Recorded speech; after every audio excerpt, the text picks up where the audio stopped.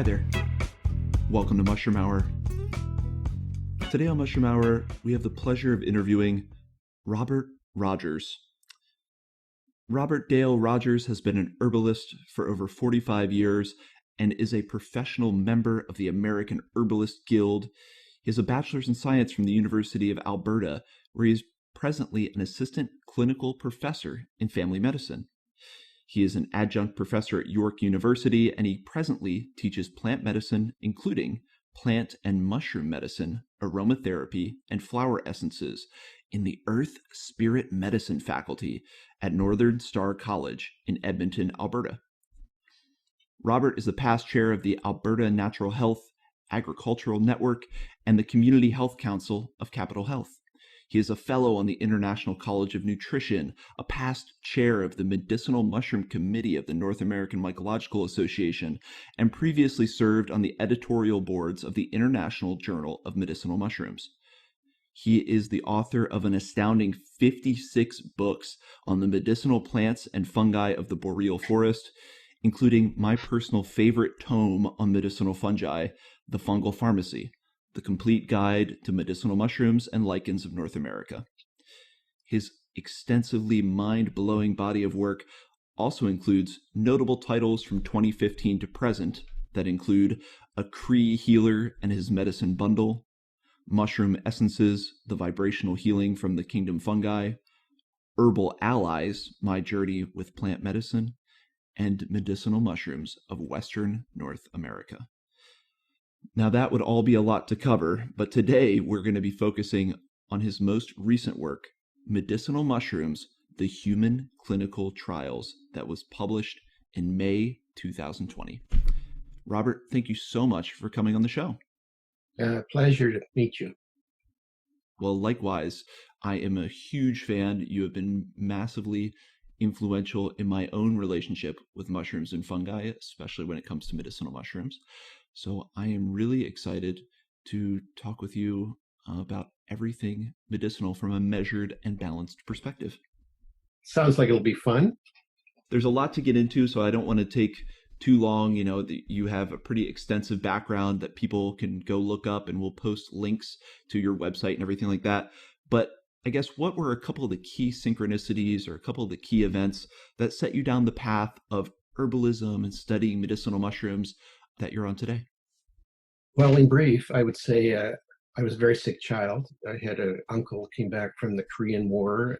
I contracted tuberculosis and had my own health challenges. And I found myself, so this is at 6 years old, taking flowers from our garden and neighbors and putting them in a bowl of water. And I didn't even know it. I was making flower essences for myself at that age. And wow. And then as I started to overcome some of my health challenges, I just felt natural that I took a bachelor degree in botany.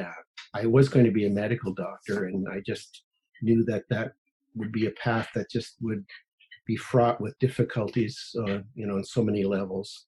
So I finished a botany degree, hitchhiked around South America for a year, and then I ended up north in a group of friends who sort of a hippie commune thing up in northern Alberta, even further north than I live now. And I didn't know any of the plants that were growing.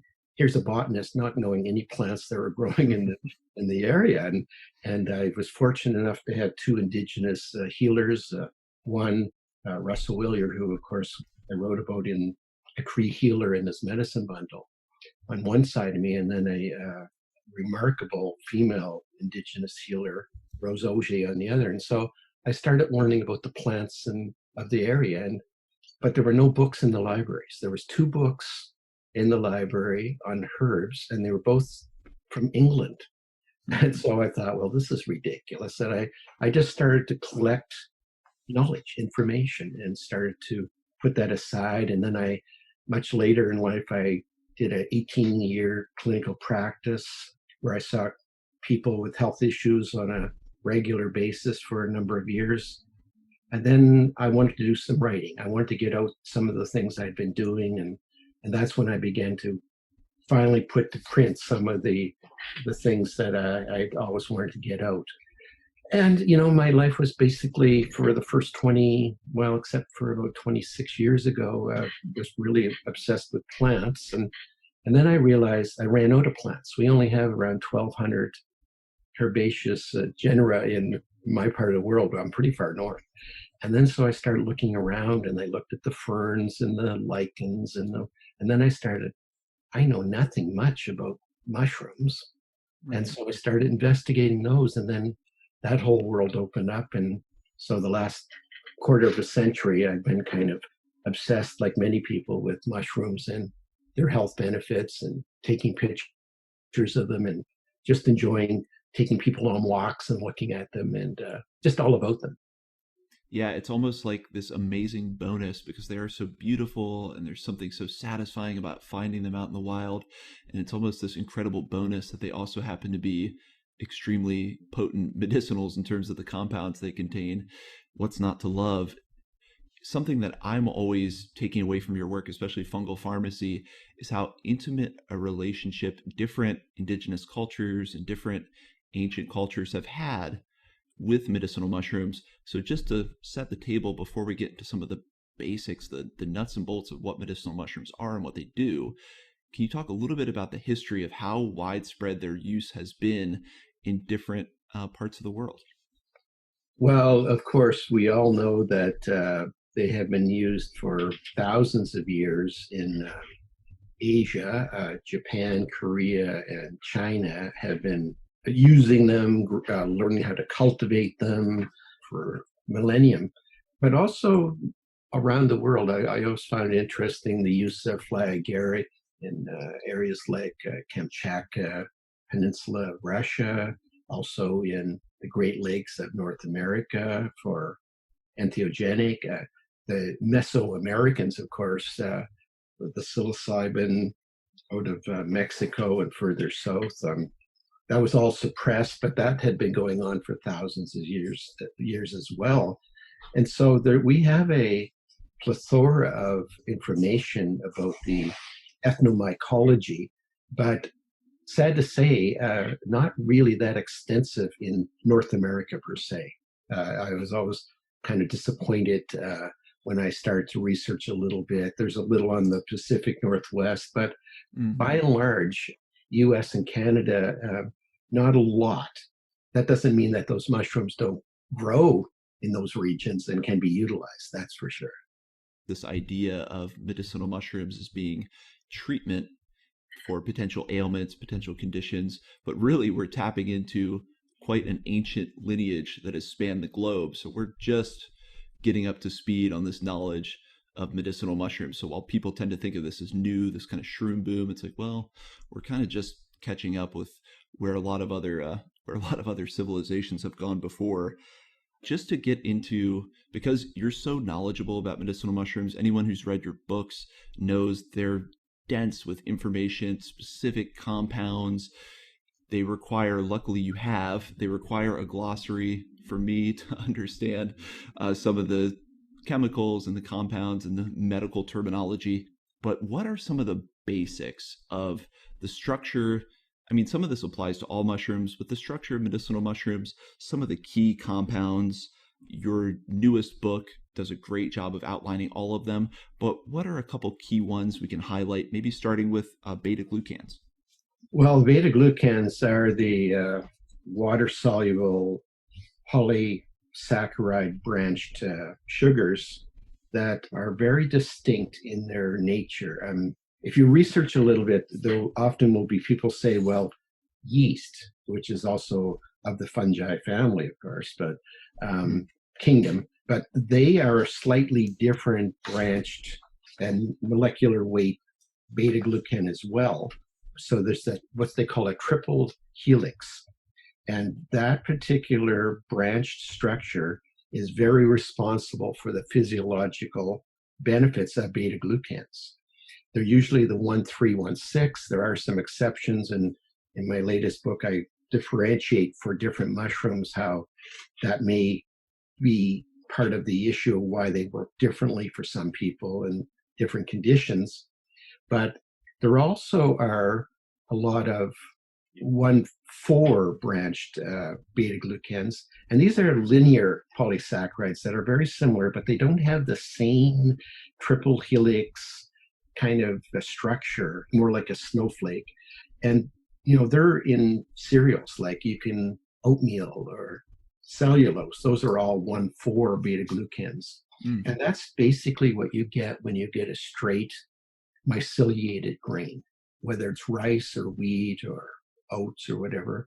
Yes, the mushroom is consuming those particular grains to a particular point of exhausting their food supply, but that is not exactly the same as fruiting bodies, which are Right. the sexual reproductive part of the mushroom. And so they are different. That is to say, myceliated grain, mycelium, and fruiting bodies, they all have benefits, but they're all different. They are completely different. And one of the things I'm trying to get out to the public is that when you're purchasing medicinal mushroom products, make sure you're getting what you're asking for. That term beta glucans is used so much, as these really beneficial, potent polysaccharide compounds that are kind of the superstars of medicinal mushrooms, as they're called. So it was really interesting for me to read your book and realize there is differentiation even among beta glucans. What is the difference between that more flat structure and that triple helix structure? And is one better than the other, or do they just function differently in the body? They do function somewhat differently. I mean, there are some 1,4 beta glucan activities. There's a couple of products where shiitake enzymes have been put into grains, and they have created a type of a 1,4 structure that seem to be complementary, but they're not exactly the same as medicinal mushrooms. It's a different product. Mm-hmm. Not bad mouthing it at all. It has some good clinical trials around it, but basically what you want with beta glucan is something that's going to bind to some of the I would call the dectin-1 and toll-like receptors. And I don't want to get complicated into the immune system, because that could take us down a rabbit hole. But Right. basically, when you take these, they end up broken down, transported to the parts of your lymphatic system, like your spleen and your bone marrow, where you're actually going to create all of these white blood cells that include things like natural killer cells and T cells and beta cells and all of these kinds of compounds that both stimulate our innate and our adaptive immune systems. And so beta glucans are really, really an important part. Now, they are water soluble. Because they're water soluble, you need to basically do a decoction, a low temperature boil. Generally speaking, anything over 70 degrees Celsius, anything higher than that really tends to destroy some of these valuable beta glucans in things like turkey tail, for example. So, and hericium, the lion's mane. So you need to be careful about the temperature. Companies that do this professionally, commercially, they're aware of temperature gradation. You don't want to destroy the beta glucans, but you want to derive as many of them as you can from the fungal material. That makes a lot of sense. And I like that imagery you just put together in my head of beta glucans essentially being these building blocks of white blood cells and things that directly participate in the immune system. And if I'm understanding that right, that makes it a little more tangible when you say, oh, they boost your immune system.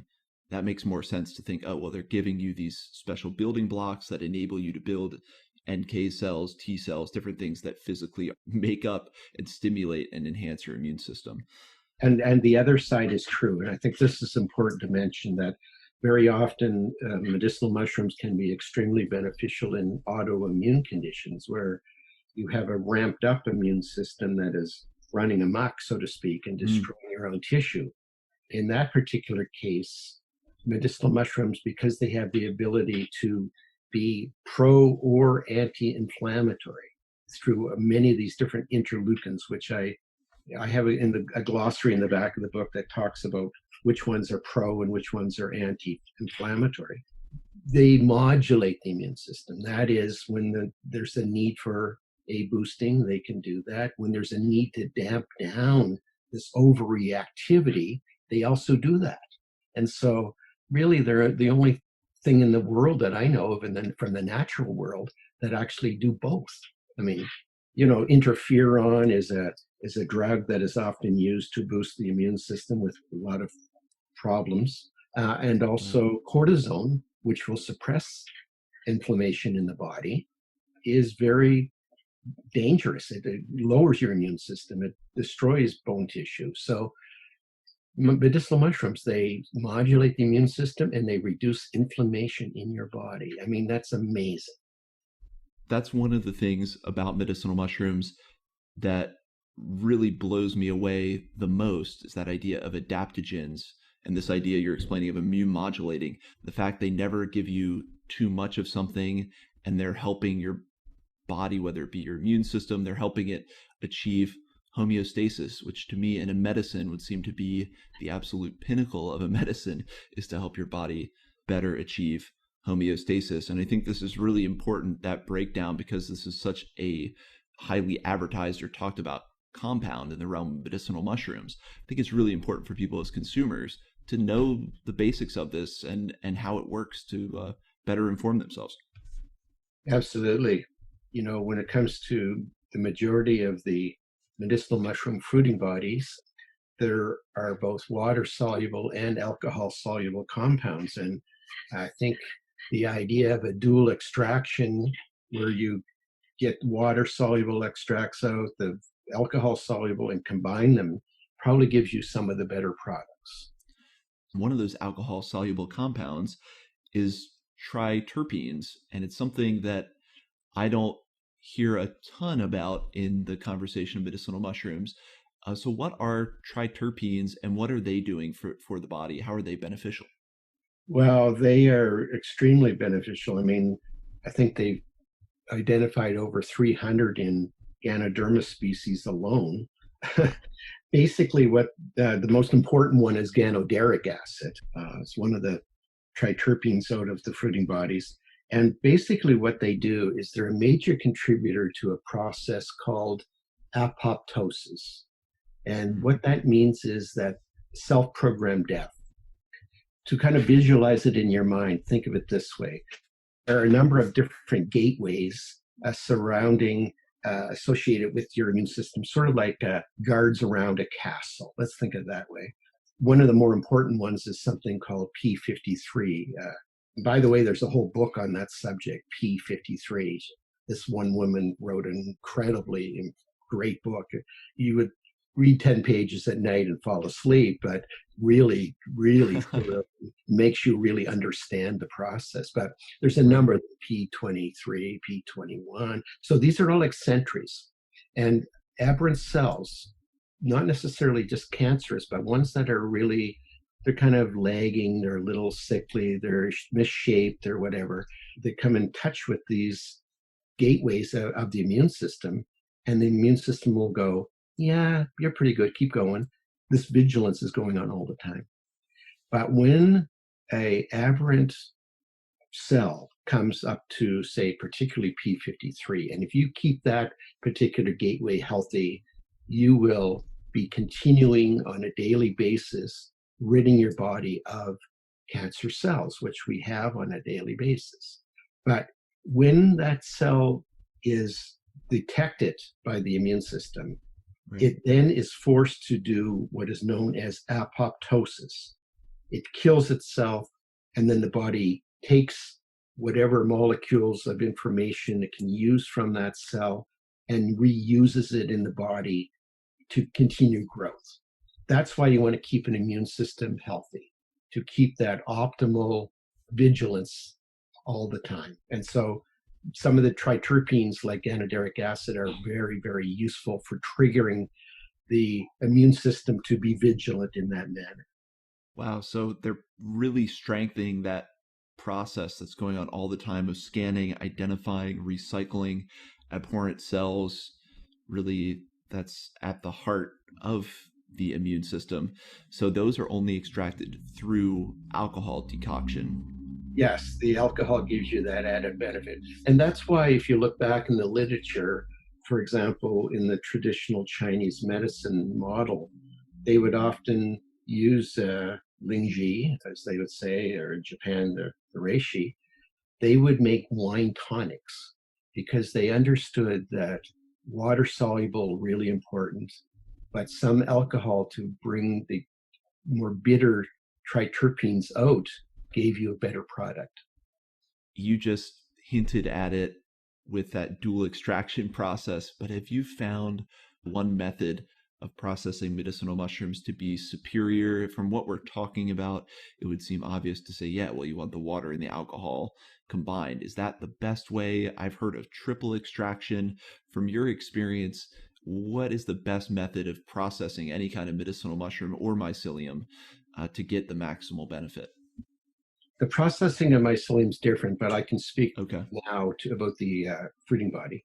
The triple extraction often suggests that they do initial cold water extraction, which would be before any heat to somehow preserve the enzymes.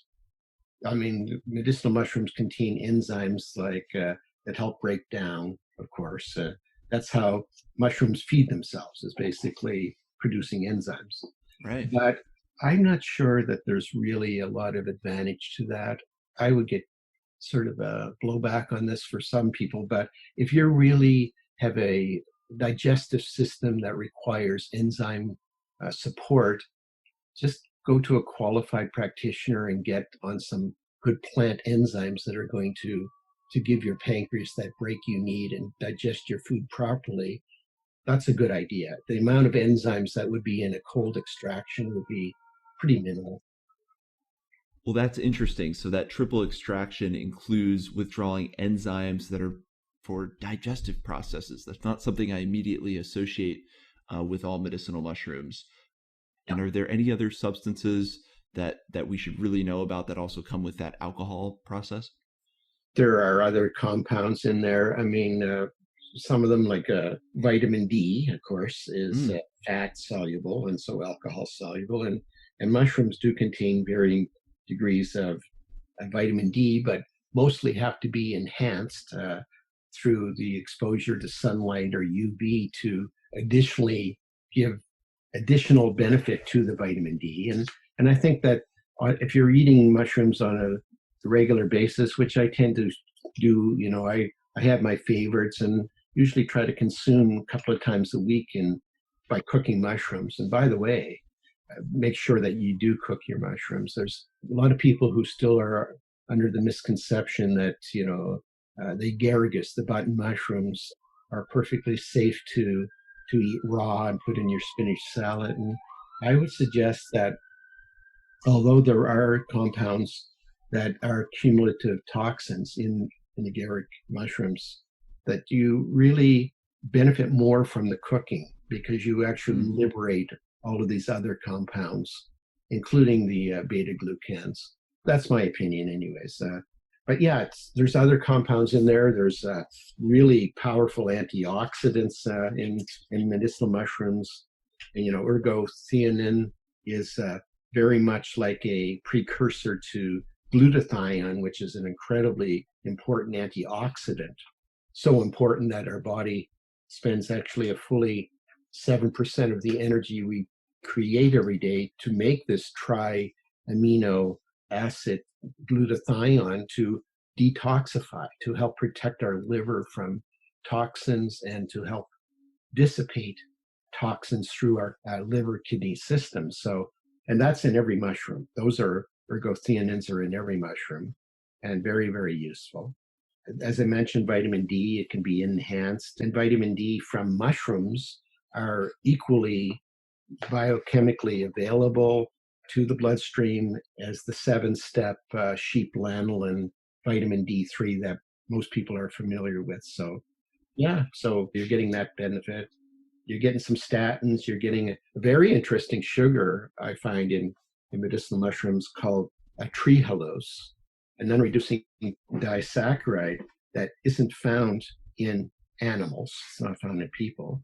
Oh, It's present in all mushroom fruiting bodies, and it's also in the mycelium. it does degrade to a degree to glucose in your body, but not totally. And trehalose has been found to be very useful for some of the neuro conditions such as Parkinson's and Huntington's disease and things of that nature. And so I think that's a really important sugar that is also found in medicinal mushrooms in general. That's really intriguing because I saw that sugar and I had never even heard of that.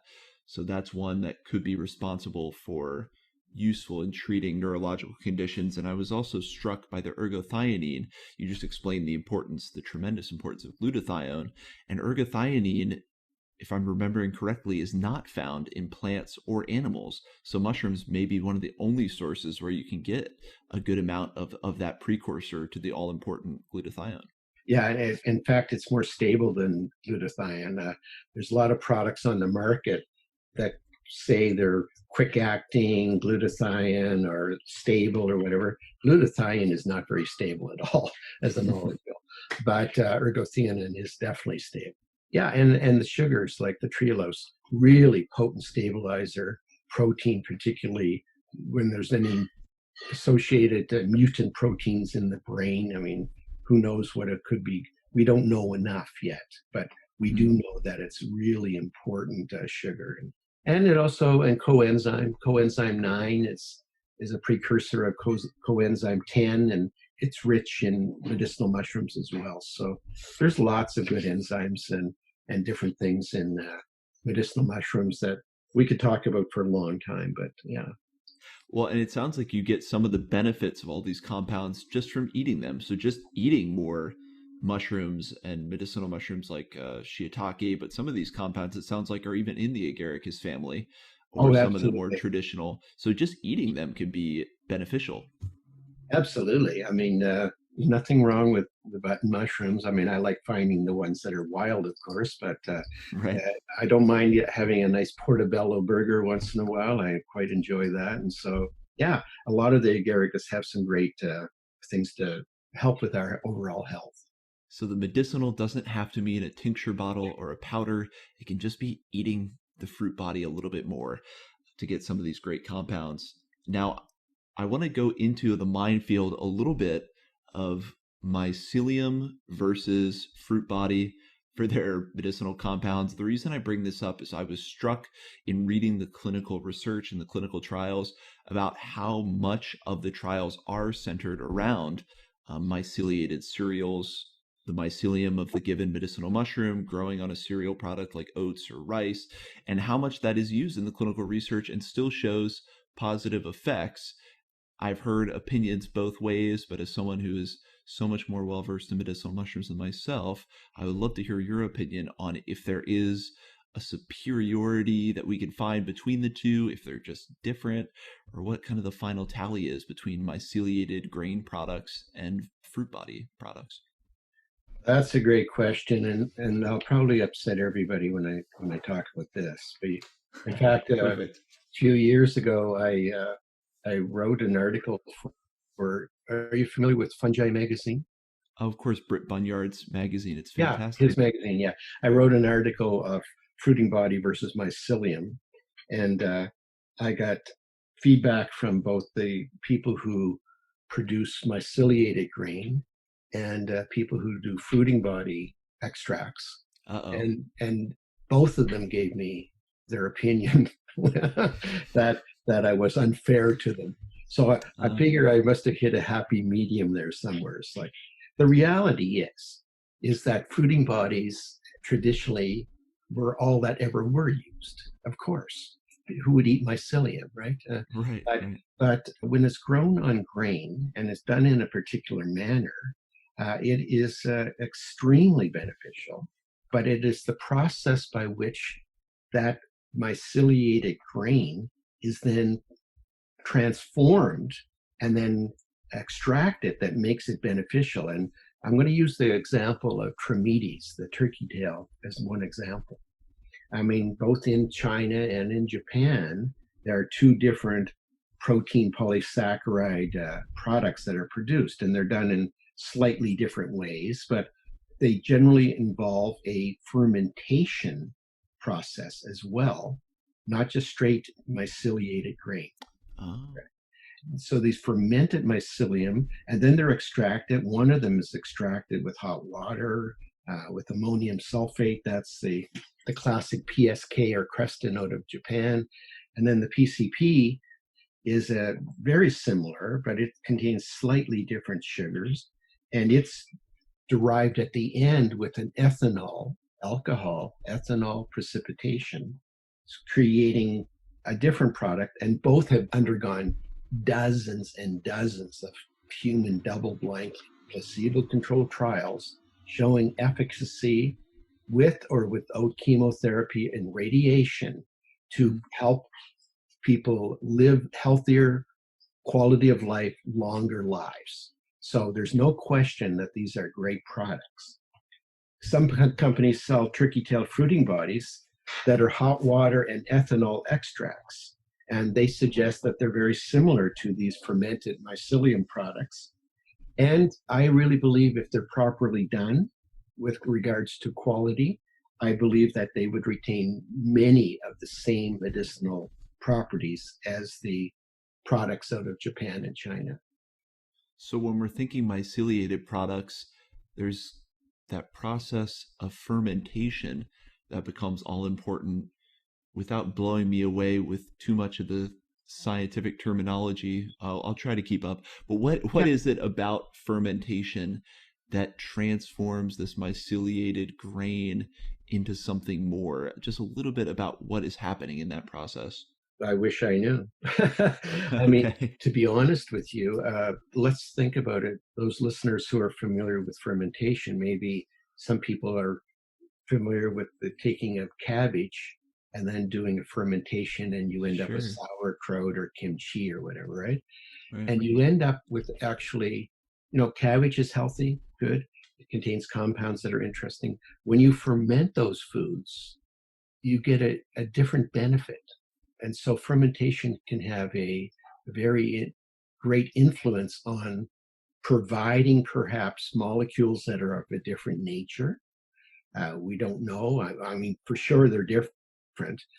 And in fact, this whole thing is going back. I may be going sideways a bit here, but shaga is undergoing, a little bit of a crazy phase in North America where people are substituting their coffee beverage during the day in the morning, and they're drinking shaga all the time. right. And there are some inherent problems with that. I mean, there are kidney stone issues. There's kidney failure and death that's been recorded. So that's not. Oh, But shaga traditionally, the recipes both from Russia and Cree Healer in northern Saskatchewan, who gave me a recipe, they would take this shaga and they would decoct it, and then they would set it over to the edge of their wood stove, cold climates, right? And mhm. under that just barely warm condition in the pot, they would ferment for 36 to 48 hours.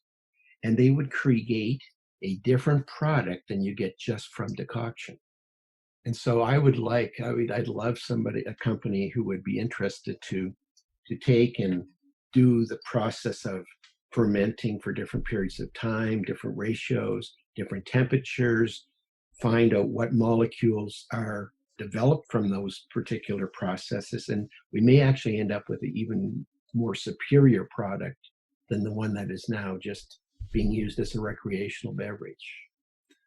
That alchemical process of fermentation seems to be more and more entering the future of food and the future of drinks. We keep hearing about fermentation, and it is a mysterious process by which microorganisms are going to work, transforming things into something else.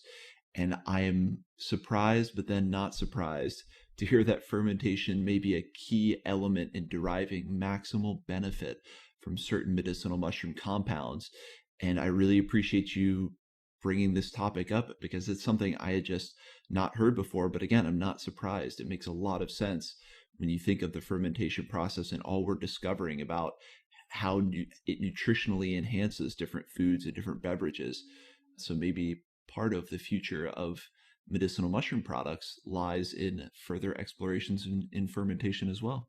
Oh, I totally agree with you, and I'm excited to work with. I basically turned down every mushroom company that's ever approached me to be included in their team, so to speak, because I want to have an independence to be able to say what's true for me, rather Mm-hmm. than always have the "oh, you're with our company" kind of attachment. But the reality is that, for example, lion's mane, Hericium, there are compounds in both the fruiting body and in the mycelium that both show great efficacy for brain neuron growth factor. And wouldn't an ideal product be extracting from both of those the the maximum amount of this really important identified compounds that are they're all water soluble, that you could then actually create a superior product rather than have this controversy about, oh, it's the fruiting body, or oh, it's the mycelium. I think the best product for Hericium is probably has both. Wow. Of course, sounds like the more balanced perspective. I think that there would be different compounds in both, but obviously, in the way I frame the question, I'm very used to the dichotomy, the either or, and usually the answer is some combination of both. So I love that idea. We've talked about chaga, we talked about lion's mane, and there's kind of this big six medicinal mushrooms that I tend to think of that are really prominent: reishi, cordyceps, chaga, shiitake, lion's mane, turkey tail. But are there any that you've come across that you think show a lot of promise as a medicinal mushroom that just aren't widely available yet? Maybe we haven't fully explored everything, but there's really some promising research. Maybe just one or two that are kind of out of that traditional milieu that you see a lot of promise in as a medicinal mushroom. Well, I think there's lots. I mean, for example, cordyceps was always out of reach for most people due to the costs. It get up to like $50,000 a kilo at some point Wow. for the wild crafted out of Tibet. And but Cordyceps militaris, which is available now, still a lot of it produced out of China organically, but there are companies in North America now that are producing the fruiting bodies of Cordyceps militaris, which really doesn't need a host insect. And so I think that's going to be definitely a big one in the future. The two others I think that have great promise that really haven't been explored to a great degree in North America. One is the Wolfiporia. The poria is an underground tuber type of mushroom. There's around 70 of them on the Pacific Northwest. They cultivate these in China, and they're used, I would say, 25 to 30% of all traditional Chinese medicine formulas contain poria mushroom in them. And it's not really that easily available in North America, or not. You can, if you go to a traditional Chinese herbalist, of course you can buy it, but it's not to the same degree as the big six, like you mentioned, right? Right. And then the other one that really I think is coming, and this is going to be a myceliated product, is a very interesting mushroom out of Taiwan called Antrodia. Hmm. Antrodia is a really bright orange mushroom that grows on really big trees. In fact, when they go after the fruiting body, which is getting rare and extinct almost, they show pictures of people climbing into the interior of these trees with mining lamps on their heads and ropes to get in there to get these fruiting bodies. But the mycelium cultivation of this is just in its infancy in North America, Mm. and I'm sure it's going to grow because some of the benefits of this particular cultured mycelium are quite remarkable. And I think it could be part of the next wave. And if I'm remembering correctly, that's the mushroom that even has the presence of cordycepin. Yeah, that shocked me. Yeah, thank you for mentioning that. I couldn't believe it, and I had to research it, double down on it to make sure that I wasn't putting out something that was bogus. But Right, yeah, right. but they did do this study, and they found both cordycepin and the adenosine, which is a very closely related compound, were found in this particular mycelium. I was pleasantly surprised. Now, that was in a mango sawdust mycelium, which, we don't really have as much access to in North America, but this particular mushroom will grow in mycelium associated with conifer trees, sorghum, barley. So I think it can be grown very easily in North America, and I think you're going to see a wave of it coming. Yeah. Yeah, and again, it sounded like just from reading the book that fermentation, again, of that myceliated product, whether it's fermented cereals or maybe some kind of fermented liquid culture broth or something, would be kind of at the center of making this widely available. Exactly. I think as interest grows in medicinal mushrooms, and they are, I mean, the market is exploding. Yeah. Um, there's going to be a plethora of functional food nutraceuticals out on the market. Oh, you can probably hear my little Norwegian cat. I can. That is the Can most you? adorable meow I've ever heard. Oh, well, he can be a little annoying too. I But guess. yeah, he's cute as a button, that's for sure. Yeah, he's enjoying himself. Anyway, so yeah, so I think that those are a couple of the mushrooms that I think are going to find their place into the medicinal mushroom. I would say the Big Ten. Yeah, so some new ones coming into the fold as we keep learning more and more. And of course, there's so many more beyond that, even some that we don't always think of as medicinal that are showing promise in your book. And the book is hugely informative. I think you cover a couple dozen of kind of the biggest, probably with the most research behind them in this book, Medicinal Mushrooms, The Human Clinical Trials. This is your most recent book, and it seems like you're trying to maybe offer a response to people who have given feedback on the whole medicinal mushroom issue. But why don't you speak to that, the impetus for writing the book and really the purpose of it and what you're hoping to communicate with it? Yeah, well, thank you for letting me share this. The reason I really wanted to write this is that whenever I would give talks around North America or in Europe, I would often be approached after the talk, and people would say, "Yeah, but are they medicinal? Like, have they undergone double-blind, placebo-controlled, randomized trials?" And Hmm. I said, "Of course they have." And they go, "Well, we can't find them." And I said, "Well, it depends what journals you read."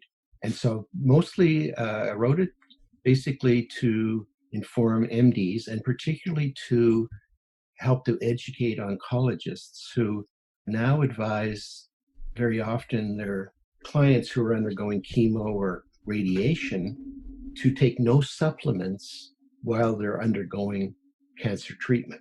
Mm. And this is absolutely wrong. Many of the trials that have been done were done as adjuncts with medicinal mushrooms while undergoing treatment to prevent the immune system from going down to a level of white blood cell count, for example, to the point where they had to discontinue their treatment. What good does that do anyone? That's part of the issue. That's part of why I wrote it. I wrote it for lay people, of course, and I wrote it for people interested in the subject. But it was also a response to the idea that there are no double-blind placebo-controlled trials. That's so ridiculous. Now, having said that, because I have a position in family medicine, when the fungal pharmacy first came out, that was the only book published by a member of the faculty at that point. And so the chair felt obliged to give a little wine and cheese party, and it was all good. And yay, Robert, that was nice. And so afterward, I was feeling pretty good about it. And then just as I'm leaving the room afterwards, one of my colleagues saddles up beside me, not a good friend, but just a colleague, and he goes, Mm. he says, "Well, Robert," he says, that was good. He says, "But that's not really a medicinal book." And I didn't know whether to punch him in the nose or to laugh. I wasn't sure like how to take it, like what he meant. Right, right. I mean, 1,743 citations, I know because I had to go through every one of them. Oh And boy. so it is a medicinal mushroom book, of course. So you can imagine a few years later when I put out a book called Mushroom Essences, which Mm. are a vibrational method using mushrooms. Well, that really flipped their wig. I mean, I don't know. I'm not sure there's many of the colleagues even want to talk to me about that particular book. It's a little way too far out there. So, Robert's a little too woo-woo. He's off the reservation. yeah, but there has been a movement within the Orthodox biomedicine community to move towards what they call evidence-based medicine. And you Right. probably heard this term. And I really don't like it because it basically is suggesting that in 80% of the time, this particular drug will work for 62% of people, with this only 24% having a side effect. And I go, what? So there's a great book out for your listeners might like to check out. It's called Tarnished Gold, Hmm. The Sickness of Evidence-Based Medicine. And within it, the two authors actually refute all 12 principles upon which evidence-based medicine is being practiced and disprove them all. So having said that, medicinal mushrooms, the human clinical trials, is chock full of double-blind placebo-controlled trials. There's evidence. Yeah, because there's evidence, and that's what orthodox biomedical physicians count on, particularly oncologists who are treating, devastating levels of cancers in our society. Well, and I think everyone's had a family member or a friend at one point in their life who's had that battle with cancer. And that upon reading the research you put together, that seems to be one of these primary areas where medicinal mushrooms can do the most good because there are so many studies of all the different species and genera mentioned in the book. They all have some component that looks at it as an adjunctive or as a primary treatment for cancer. So, it's something that's rampant, and this would seem to be an area that we should just pour resources into if the initial evidence offers promise. But then the US has this strange dynamic in medicine where we're beholden to pharmacology and pharmaceutical companies. And Yeah, I and think, yeah, I agree. And you don't really have a national strategy for healthcare, which is really showing lately in the numbers I'm seeing frighteningly high on the news every night, that there hasn't been a national initiative to get this under control. And that's a problem when you have a for-profit healthcare system. There's problems. yeah, and America is this great land of so many different voices, but sometimes it just feels like a shouting match and no one's on the same page. And I think a lot of the world is seeing us in that light right now with everything going around with the virus. And, this is one area that's not immune, as you're talking about. We can't seem to get on the same page about exactly how we pursue some of these alternative, what's called maybe integrative, different types of medicine that are outside the mainstream of what's been established. And a really big point you bring up in your book is that traditional drugs, I don't want to call them synthetic because a lot of times they are based on natural compounds, but traditional pharmaceuticals as we know them are one of the leading causes of death in the US. So to shun medicinal mushrooms as a concept of medicine when the alternative you're standing behind is one of the leading causes of death doesn't seem to be a really solid platform to stand on to me. No, when taken as directed.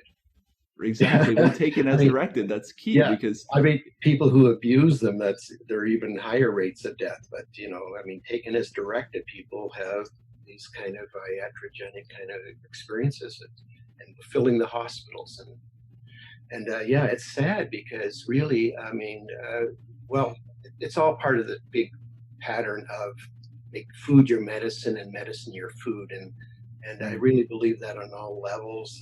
The support for the organic production of great foods, which would keep people healthy. Instead, governments, and I'm including Canada, is remiss in this too, supporting huge subsidies to grow corn and wheat and soybeans and things that are then fed to animals or made into ethanol or whatever. And it's just crazy. I mean, food is your best source of health and well-being. People have to really start paying attention. This cheap food, eating at McDonald's 3 times a week, it's got to stop.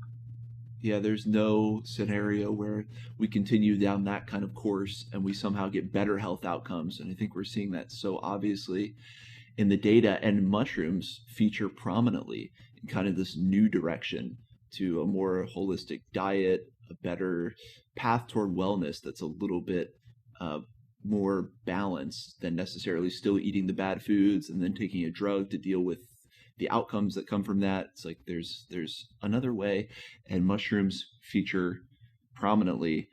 Something in the book, a concept that's very big. Obviously, the book is about the human clinical trials about different medicinal mushrooms, but obviously there are many trials that aren't double blind, placebo controlled. Sometimes they aren't even human trials. And you introduce these two concepts that feature prominently, in vivo and in vitro trials.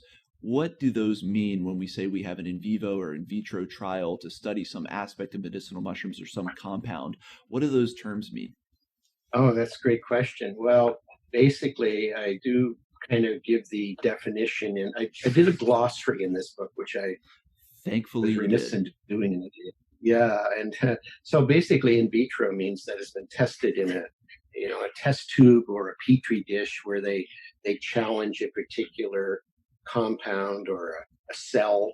For example, one of the ways to suggest that something may be an immune stimulator would be to take splenocytes out of a mouse's spleen, put them in a petri dish, and then put a compound in there and see if the splenocytes start to grow faster or if they die.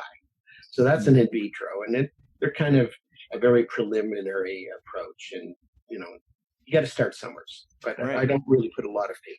In vivo is in lab animals, or sometimes in human studies, where they actually will take cells. For example, rats and mice are often used, sometimes guinea pigs, or sometimes rabbits, where they will actually take and transfer, let's say, a cancer medium into an animal and then give them, in this case, the medicinal mushroom extract and see how their body reacts as the tumors shrink, as the numbers of tumors go down. And so that's Mm. more in vivo. And that's another closer step to actually human clinical trials, which is quite different because we don't really react like any of those animals. If they had tested aspirin when it first came out on cats, all the cats would have died, and that would have been the end of it. We would have never had aspirin on the market. So there you go. Right. So those aren't necessarily direct analogs, but like you're saying, they're those introductory steps to see maybe if they warrant more testing or warrant more exploration. Obviously, there's a limited amount of choices of research that can happen at once. So you got to try to pick your path, and those might be useful tools. But when you're reading research, it's not always readily apparent that it might be an in vivo or an in vitro study. So I know that's one of the critiques you address in the book is that folks dismiss any findings because it's in vivo or in vitro. They dismiss it completely. Do you think that's going too far? Well, I think it's going too far in the sense that I find in vitro and in vivo studies interesting in where they could lead, Right. but they're not comparable to a human trial. Having said that, over the past 15 years, there have been nearly 300 drugs have been gone through phase one, phase two, and sometimes phase three human clinical trials for Alzheimer's, Hmm. and all have failed except one. And the one that did make it doesn't work very well. Wow. And so what we're finding is that Alzheimer's is basically a plaquing or a creating of these amyloid, beta amyloid plaques, or these tau, little tangles in the brain. We should be perhaps looking at what is creating the brain doing this. And for example, trehalose, one of the sugars, seems to be very effective from preventing those kind of interactions. But a study that really interested me, and why I think we're off track with drug production for Alzheimer's, Mm. is that they took some of those plaques that were from the brains of individuals who passed away and they cut them open. And guess what they found in 70% of those plaques? Just take a guess. I want to say fluoride. No. Um, some artificial chemical that's in our diet or something, some preservative or Closer than that, a virus. In fact, oh, this herpes simplex 1 virus, wow. your good old fashioned cold sore. Really? A The, cold the, sore on your brain. the virus enters a leaky brain, leaky gut, leaky brain, goes through the blood brain barrier, and the brain freaks out and encapsulates that virus in and plaques it, like protects it by putting fatty tissue around and going, whoa, we got to stop this. Our brain's on fire. And then that's what creates it. So, this idea that you can come up with a drug that's going to prevent plaquing, I don't think that's a good idea. As one researcher said, the idea that plaquing of the brain is the fireman, it's not the fire. Right. That's actually the system in place, the brain's defense system. Exactly.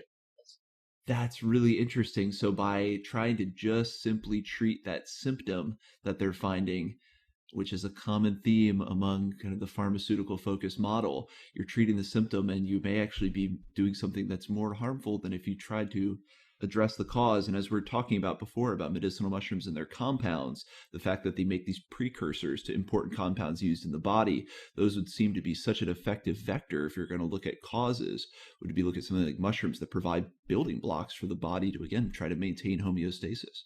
And to go further to the story, if you have a healthy microbiome, which science is starting to finally figure out, that, by the way, beta glucans help to provide an optimal population of healthy bacteria in the gut.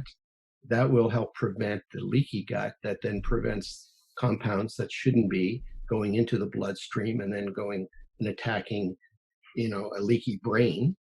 And get this might shock you out of your mind, that 2 aspirin a week have been found in studies to create leaks in the brain.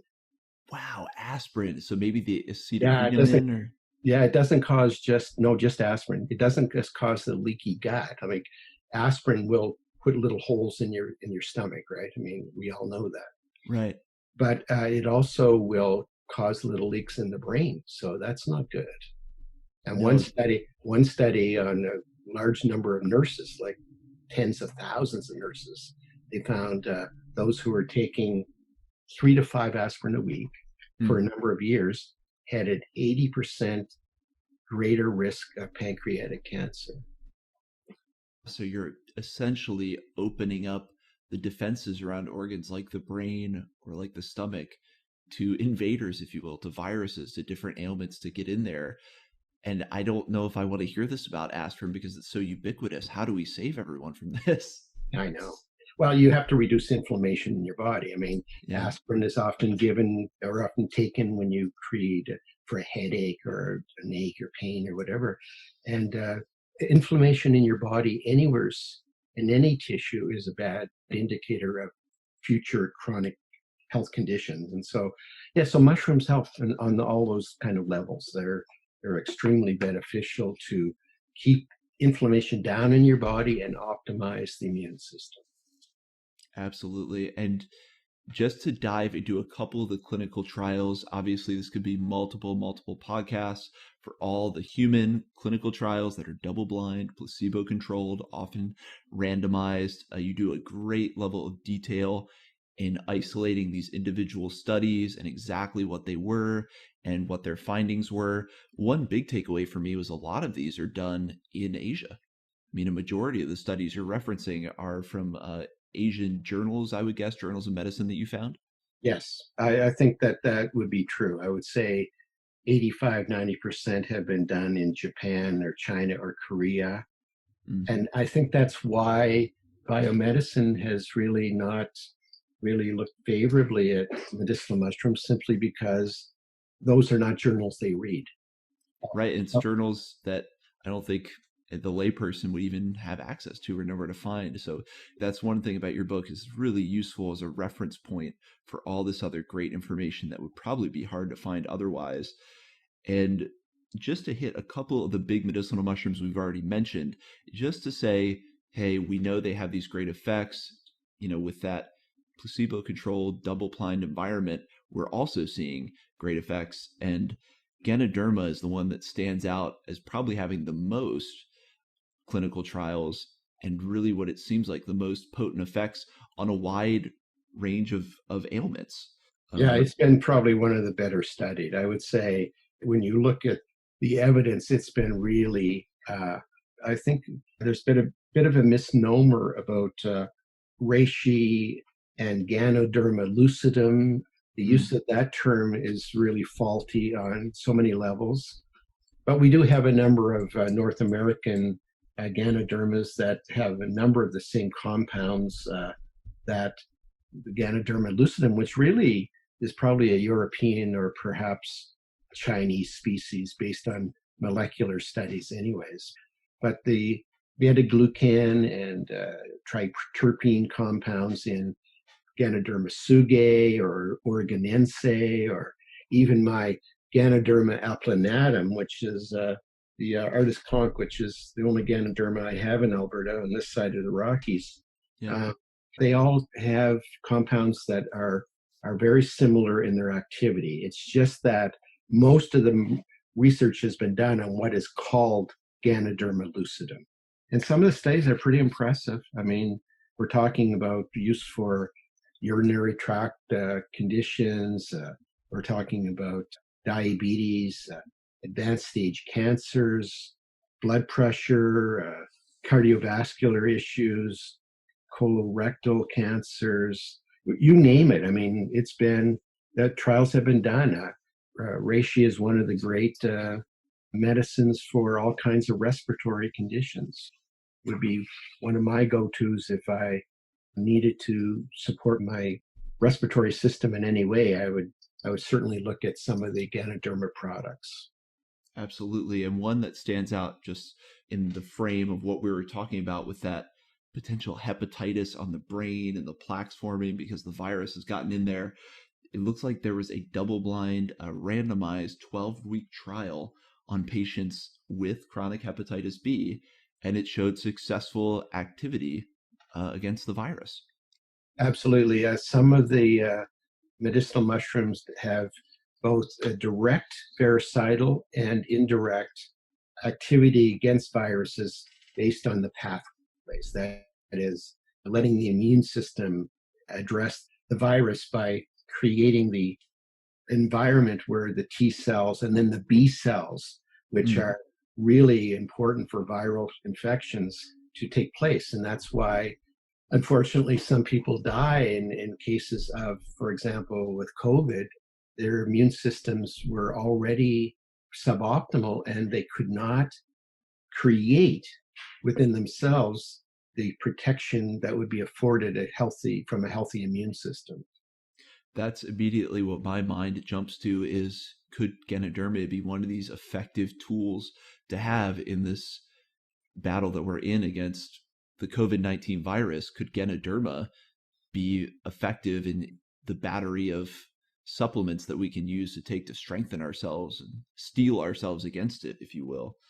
Well, I would say yes and no. There is a proviso here that I think is important for people to understand, is that taking medicinal mushrooms at the moment of coming down with a flu-like symptom Mm, probably is quite a less effective way than already having taken mushroom extracts to keep your immune system optimal to begin with. right. And in fact, there are a few mushrooms, for example, cordyceps. Cordyceps should never, ever, ever be taken during an acute flu-like fever. And so people shouldn't be doing that. So I think it's an individual case and it depends on the individuals. And those who have autoimmune conditions, if they wanted to help guard their system so that if they were in contact with COVID, that they would have a better chance of less effects or survival levels, then I would say yes, that medicinal mushrooms could be greatly beneficial, but not in the acute form. It's preventative in getting your system geared up or prepared to be exposed potentially to environments that have the virus in them. And there is some speculation that's been tossed around, and I don't totally buy it, that maitake and turkey tail have been suggested in some publications that they ramp up the immune system too rapidly. And of course, the beginning of inflammation, which is the only way our body has to fight a virus, is to create temperature, elevate temperature to kill viruses, right? They can't Right. live above a certain temperature in your body. That inflammation destroys tissue, which might be more rapid if you really ramp up too quickly. And I'm not sure about that, but I do think people need to be guarded and pay attention to how their immune system is functioning going into this. Well, and I appreciate you presenting the realities of supplementing with medicinal mushrooms, that there are things to be wary of. And I was interested to hear that about cordyceps, that if you have flu-like symptoms, not to take cordyceps, but just, in looking at the trials on cordyceps, which I assume would be almost all Cordyceps sinensis or CS4, there are some really promising results from the studies of CS4, because I think we associate cordyceps most regularly with athletics and activity, and it boosts your circulatory system in some way. But in reading a couple of the double blind, again, placebo controlled studies in the book, there's some definitive evidence there that cordyceps, again, helps with performance, metabolic and ventilatory thresholds, and even that it has effect inhibiting tumor metastasis and modulating the immune system. It's the mycelium of cordyceps that are having these great effects as well. Yes, I think CS4, which really isn't cordyceps, but it's a kind Mm, of an anamorph. But nonetheless, they have had great studies. And I do know there's one company that has been sending large amounts of myceliated cordyceps, the CS4, to I think at least 13 countries in Africa for keeping down the viral load of HIV. So I think there's lots to it. I personally am more of a favor of the Cordyceps militaris fruiting body. I mm. think it is a more potent product, but they both have their place. Yeah, as you can see, I'm not taking sides here with fruiting body versus mycelium. I think they're both, Right, right. but I think people need to know the difference. And then when they go to spend their dollars, what are they getting? What bang are they getting for their buck? Right. And, I tend to almost always fall on that side of fruiting body is better. And that's why reading through some of these trials, it opened my mind to the idea that the mycelium can have benefits as well. So for me, I'm kind of pushing myself back from the other side, from again, that fruiting body side toward balance, just seeing both elements of the potential medicinal compounds. And just speaking to that idea of it lowering viral load, there was, it looks like, a randomized double-blind study in 2019 that a mycelium extract of cordyceps, again, not to get too much into that territory, but it was given to 39 healthy adults for 4 weeks and showed a 38.8% enhancement of NK cells. So again, those would be those white blood cells. So it just speaks to that idea that they could help with the immune system and help manage viral load. Definitely. Natural killer cells are good. They come with inflammation, and you have to be prepared to do that. And I've been kind of watching the whole thing for a while there in the news. There was news about young children who were suffering some kind of a lasting conditions from COVID, that Mm, was an immune response type of thing. What I would be curious about, and which really isn't talked about a lot, is whenever you take a drug, if you take aspirin or you take Tylenol, or a lot of these particular drugs that really suppress the fever state, what you basically are doing is you're driving the condition deeper into your tissue. Your body needs to actually have a inflammatory condition that's controlled, where your skin breathes and you sweat and you create, a wet fever where you're perspiring. It can't kill you. And so the suppression of minor fever like states, I don't think it's a good idea. And I haven't seen really any literature about that. But I'd be very curious in a number of the children who have suffered a month later after COVID, these really more serious autoimmune, were they given an aspirin or a Tylenol, baby aspirin, baby Tylenol? I'd be very curious. It'd be interesting to do the study on that. Yeah, we don't want to get in the way of our body's natural processes that have developed for tens of thousands of years for a reason. And that's what I'm really taking away from just speaking with you, is the different way we can look at symptoms versus conditions. And I think this is becoming more and more acknowledged, but that idea that symptoms aren't necessarily what you need to go after or attack with your treatment, but it's really looking at underlying what's going on in the body. And then, the symptoms may be part of your body's natural defense system that we don't want to get in the way of. And that's interesting to hear that natural killer cells, NK cells, which I like the name of. I want more NK cells protecting my body, but just that idea that it does come with inflammation. There's some other symptoms you'd have to look at, and in that case, inflammation is the sign of an increased response by your immune system, and not necessarily something that needs to be pounded down or suppressed. When I had clinical practice, I'd often have people come in and they said they had chronic illness and conditions, and I'd say, well, when's the last time you had a cold or a flu or whatever? And they go, oh, I haven't had one of those in 20 years.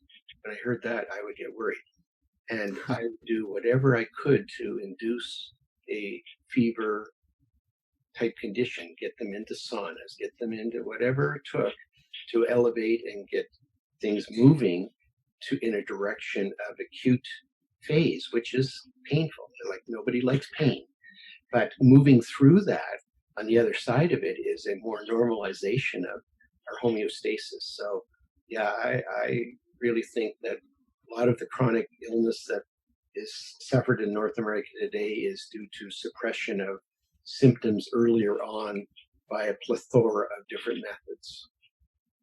Yeah, that's a really good perspective to have. And on this vein of looking at COVID and respiratory conditions, something I was really interested to see was human clinical trials in the book on pleurotus.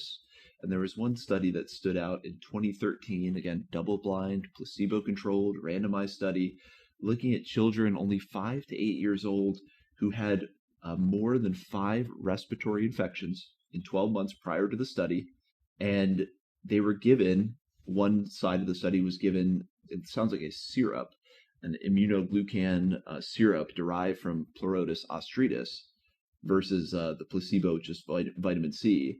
And there was I think it was a 17% increased incidence of the kids taking the Pleurotus ostritis derived syrup, 17% higher incidence of not having respiratory infections.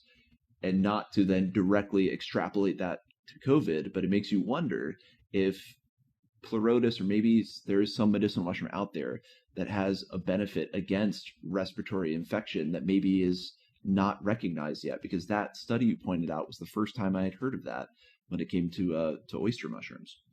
Yeah, I think oysters are a phenomenally important medicinal mushroom on so many levels, so easy to grow. I mean, and there's different varieties of different species, of course, of oysters. Again, it comes down to this. Like, I just caution people, because you can go into your health food store, and if you see capsuled oyster mushroom powder, all they've done is taken oyster mushrooms and just dried them and put it in a capsule. The amount of chitin in there will prevent any benefit at all. There needs to be a process with oysters, just like other mushrooms, in order to create something that your body can utilize properly. And so in this particular case you're citing, they created a type of a syrup out of the oyster mushrooms with the beta glucan itself. And so, yeah, there's lots. I mean, we could go on for hours. I just wanted to give people a flavor of some of the clinical trials and research that we find in the book. I mean, it's really quite rigorous and quite detailed, and I think it's a great journey to go on to read about these things, and it gives a lot of information that I don't hear even in kind of the shroom boom mainstream of promoting medicinal mushrooms. There are some conditions addressed and some things mentioned here that I just hadn't thought of. So again, an amazing coalescing of knowledge that you did. I guess with all this information in mind, my couple examples here of some of the human clinical trials, what do you think the future is of human clinical trial research on medicinal mushrooms? I would hope we're going to see a waterfall of absolutely tons of clinical trials on this. Do you see more of that happening in the Western world, America, Canada, England, those kind of places? Do you see that on the horizon as we get more idea of their benefit and they become more popularized? I would hope so. I also am a bit of a pragmatist in that I understand that the singular molecular approach that pharmaceutical companies like, meaning that they are able to somehow patent that compound for a set of 15 or 20 years or whatever, that a particular approach will not work with medicinal mushrooms. Mm, So the only way that a company that's going to invest several $1 million in years into clinical trials is if they can somehow protect their proprietary process. Like, for example, PSK in Japan from turkey tail. Yes, it's turkey tail, but they did a specific patented process to protect themselves so they can actually recoup the money they spent on the trials. So I think it's going to take some people with deep pockets, angel investors, things of that nature. I've been trying for 3 years to get just $250,000 to do a lion's mane double-blind placebo with for 6 months to 1 year trial, and having a great deal of difficulty. Ethical boards, all of that, all passed, but just coming up with that money, I don't have that money. And so the only way that somebody could actually recoup their investment and contribute to helping medicinal mushrooms further the health of the planet would be for them to have a proprietary product that they can then market later and say, this is the exact product that showed efficacy in this trial, and away we go. And I don't think it has to be pharmaceutical. I just think it has to have protection for the person who invested in the idea.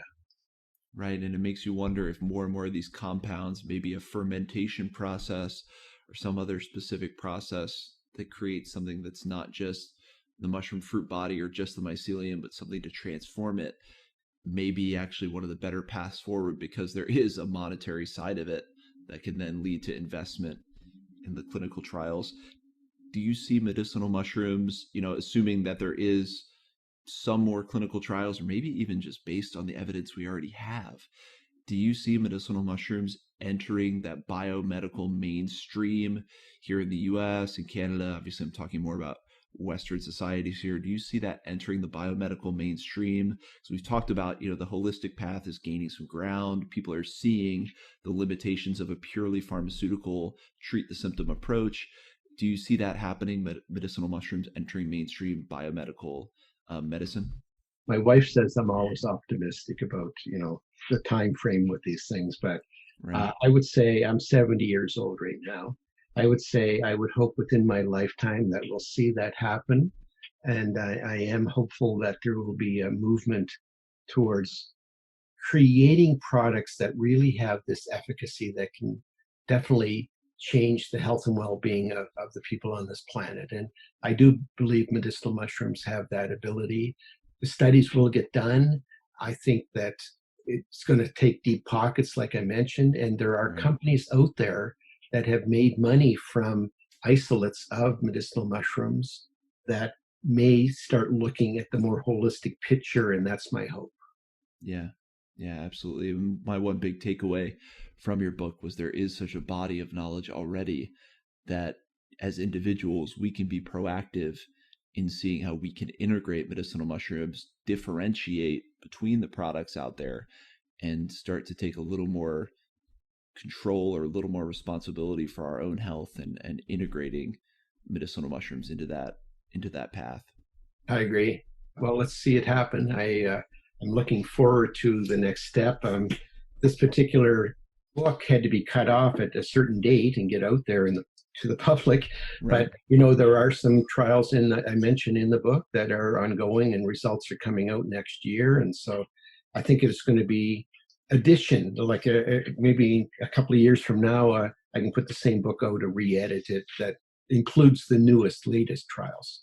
I'm hoping that someone will step forward in the next few years. I have great hope, actually. Speaking to some people with Mm, regards to a hericium product that's both fruiting body and mycelium, and particular percentages of the active compounds in both. right. Uh, as a combined product, that would be enough to give people a little patent protection, enough that they could go ahead, do the trial, and at the end with the product go, here's the product that was associated with this trial. Here you go. That is one of those mushrooms that has such hope for a lot of debilitating conditions that we see. It's often referenced in conjunction with Alzheimer's. I know in the book there are clinical trials done on mild cognitive impairment that did find some benefit. So yeah, I hope that as well. And that's one of the teasers in the book that I definitely wanted to know more about, was where we were heading with lion's mane, because there's so much promise there. Yeah, and the other side of lion's mane, of course, is that it has a favorable influence on your microbiome, which Mm, would help prevent the leaky gut that creates the problem with, say, viruses like herpes virus entering the brain and creating the inflammatory process that creates the plaque. I think you need both. I think you need to reduce the inflammation, and then you have to give compounds that are able to cross the blood-brain barrier that increase that dendritic neuron growth factor. I think both go together. which is fantastic because they're also one of my favorite ones to eat and to look at. So I'm all in on lion's mane. That's exactly what I wanted to hear about. If you have any right now, what are some of the future plans for you, for your work, and then where can people find you and find the book? Oh, that's great. Well, you can get the book a full color, which is I think is prettier. Color pictures of mushrooms are always fun. Or you can get a little less expensive black and white on the inside. And you can get that from Amazon. That would be the easiest thing for people in the US to access right now. Just called Medicinal Mushrooms, the Human Clinical Trials. Easy. Just order it, comes to your door. Right now, I have been running a 3-year college program on medicinal herbs and mushrooms. And with distancing, it wouldn't work for classrooms. So I'm trying to figure out a way that I can still offer some education to groups of people. I'm kind of feeling like I'm not sure what's next. I do know one thing I'm doing that I want to complete at some point is I bought a machine a couple of years ago. It's called Music of the Plants. And basically, I've been hooking it up to different mushrooms, Mm, and you tune it in, and then you can play back the vibration from the mushrooms, the signature that they're giving to this machine in about 120 different modalities, i.e., guitar or piano or violin or whatever. And so I've been collecting those up, and at some point, I'd like to take that mushroom music and share it with the world. I also have a film that I've been trying with the last 4 years now to complete. I only needed another 20 grand or something to do that. And mm. it's called The Cosmos of Mushrooms. Good filmmaker I'm working with out of Winnipeg. We've gone around and we've interviewed most of the major people involved in medicinal mushrooms around the world. And we just need to finish it up, a little animation and all of that. And I'd like to share that. I do know that fantastic fungi film that came out got great reviews by people who love mushrooms, and this one is going to be a little different than that, in that it's going to entail experts from many fields in mushrooms who share their story, their journey, their take on this whole area. So I'm hoping that film will come out in the next few years. Oh, I think everyone listening is hoping, because there can't ever be too many great mushroom movies. And I think you have such a unique body of knowledge on such an important topic right now, and that is really informing consumers about medicinal mushrooms and really what they are and what's best. So I really look forward to that documentary coming out. And the music of the mushroom, you've just elucidated the dream of my partner when she saw that music of the plants technology where you can hook up those diodes or those two biological matter, plants, mushrooms, mycelium, and get sound from it. She just thought that was the best thing ever. So I love that Oh, idea it's too much fun. It that you're really is. I mean, that you're making my music of the mushroom. my difficulty is because the music that's generated can come out in 120 different forms. Yeah. Putting myself into the space of listening to it, from how does a red-belted conch express itself? Yeah. Like, what instrument would it choose if it could, so it's the most authentic to me? And Right. so that's my challenge. You A need to pretty see from the mushroom perspective. You have to see everything from a mushroom perspective. That is the key to being a good mushroom person, is put yourself in where they're in. Like, why do they do what they do? And then you'll understand a lot more. From talking to you, I can tell you've done plenty of that seeing from the mushroom perspective at this point. Uh, Definitely good advice. I'm going to wrap up with a couple questions I ask all my guests just to get a little more insight. I think you've been very open and showed us the core essence of who Robert is to some extent, but just to expand on that. And that's a lot to put on these three questions. It's very grand aspirations for them. But what is the mushroom of the moment for you? What's a mushroom you love right now, and why? I would say I'm still interested in exploring the fly agaric, the Amanita muscariumor. Mm, It has compounds in it that are very interesting to me, both internally and externally as well. And so that's the one that's on my mind lately. yeah, there were some interesting parts in the book talking about the unique compounds in the Amanita family and even ways they can be packaged inside other cells to kind of deliver their potentially deadly payload to viruses. That was really, really interesting. So I love And that book. cancer cells too. Yes, cancer cells. I think that's what it was. But yeah, Yeah. that's really, I mean, we all love looking at them, but to think there's even more to unlock there is fantastic. And then, pretty general question, but what has a relationship with fungi given to you, aside from just being able to see from the mushroom's perspective? What is a relationship with fungi given to you in your life?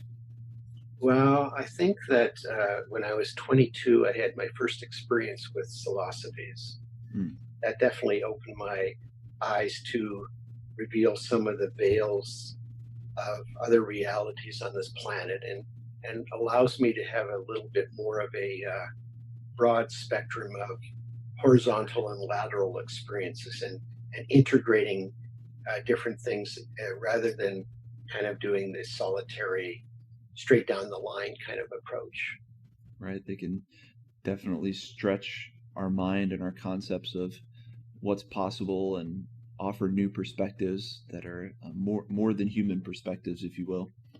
Yeah, the recent evidence of some of the psilocybe studies are remarkable, and I believe that Oregon is actually going to have a referendum this November on the decriminalizing or the legalizing of those mushrooms.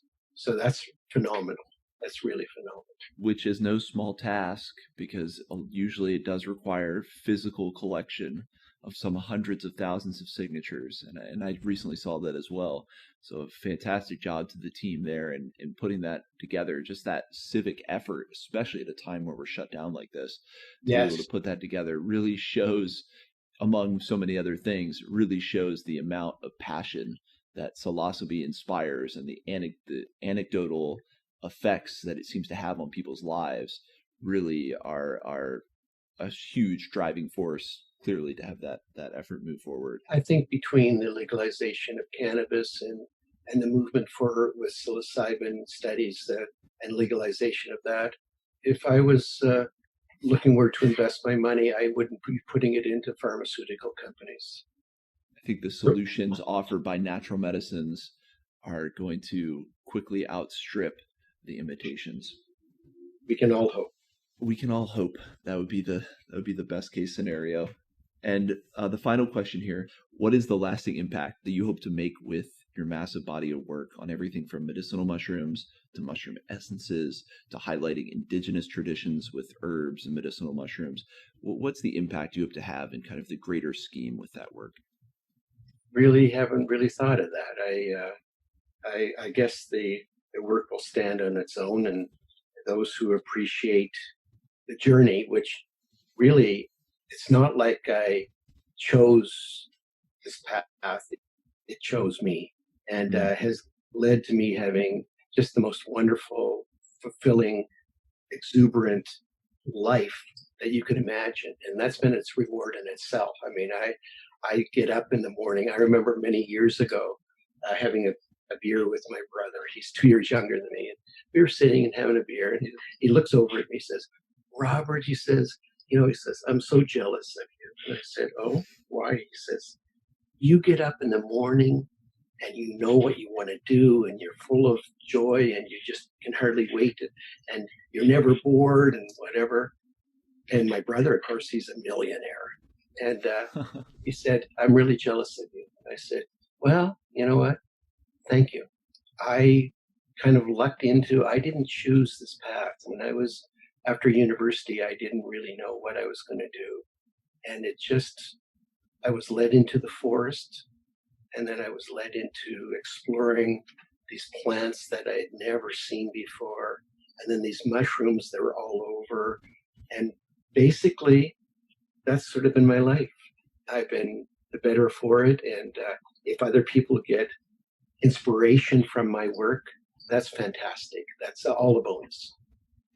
When you have that kind of authentic passion and purpose about something that's coming really from the core of your being, and then you take conscious action upon that, you can't help but to have an impact in the world, a positive impact in the world.